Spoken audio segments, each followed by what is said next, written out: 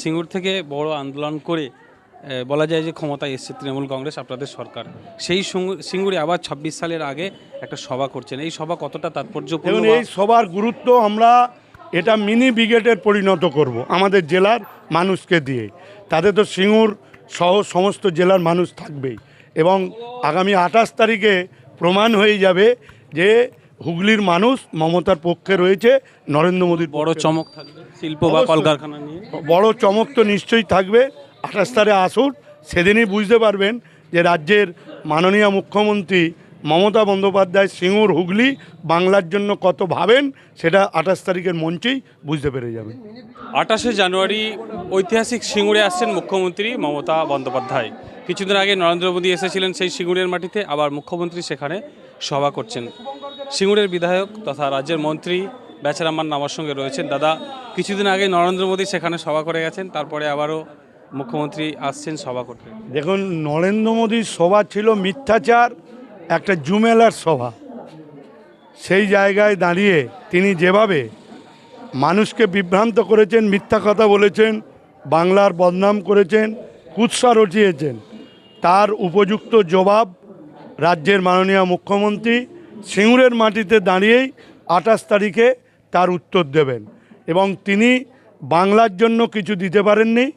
জেনে রাখুন, যে প্রকল্পগুলো উনি কথা বলে গেছেন সেগুলো বিগত রেলমন্ত্রী থাকাকালে রাজ্যের মুখ্যমন্ত্রীর নেয়া এই সব প্রকল্প।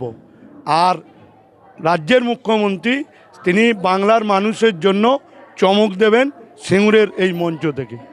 তারা একটা সিঙ্গুরে যে কারখানা নিয়ে আওয়াজ তুলছিল, সেই বক্তব্য কিন্তু নরেন্দ্র মোদীর মুখে শোনা গেল না। আসল নরেন্দ্র মোদী জানে শিল্প কোথায় হয় আর কিভাবে হবে, কিন্তু এই রাজ্যের বাচ্চা বিজেপি নেতারা তারা জানে না যে শিল্প কেমনভাবে করতে হয়। নরেন্দ্র মোদী জানেন বলেই তিনি কিছু বলেননি, আর এরা জানে না বলেই মানুষকে উল্টোপাল্টা বিভ্রান্ত করছেন। আসলে নরেন্দ্র মোদী একদিকে যেরকম বাংলার মানুষকে অপমান বঞ্চনা করেছে, আর একদিকে এই শিশুসুলভ বিজেপির নেতাদের গালে দুটো করে থাপ্পড় মেরে গেছে। সিঙ্গুর থেকে বড় আন্দোলন করে বলা যায় যে ক্ষমতায় এসছে তৃণমূল কংগ্রেস, আপনাদের সরকার।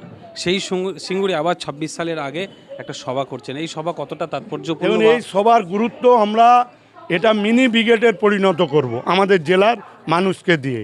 তাতে তো সিঙ্গুর সহ সমস্ত জেলার মানুষ থাকবেই, এবং আগামী ২৮ তারিখে প্রমাণ হয়ে যাবে যে হুগলির মানুষ মমতার পক্ষে রয়েছে, নরেন্দ্র মোদীর বড় চমক থাকবে শিল্প বা কলকারখানা নিয়ে।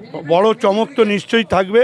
২৮ তারিখে আসুন, সেদিনই বুঝতে পারবেন যে রাজ্যের মাননীয় মুখ্যমন্ত্রী মমতা বন্দ্যোপাধ্যায় সিঙ্গুর হুগলি বাংলার জন্য কত ভাবেন, সেটা ২৮ তারিখের মঞ্চেই বুঝতে পেরে যাবেন।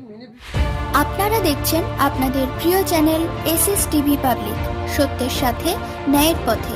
চ্যানেলটি সাবস্ক্রাইব করে যুক্ত হন আমাদের পরিবারে এবং পাশে থাকা বেল আইকনটি ক্লিক করুন।